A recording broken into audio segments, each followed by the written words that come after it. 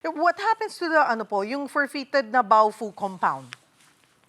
Now, because of the forfeiture na consequence nitong conviction ni Alice Guo, most 100% it will go to the National Treasury. Then the National Treasury, together with the Office of Solicitor General and the Anti-Money Laundering Council, would have to form a technical working committee to be able to make a proper recommendation to the Office of the President kung kanino o papaano magagamit itong mga properties na ito.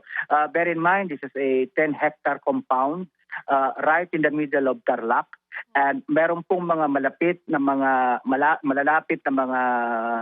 kampo ng mga militar dyan. So I would imagine, pwede pong gamitin ito bilang karagdagang kampo militar ng ating bansa.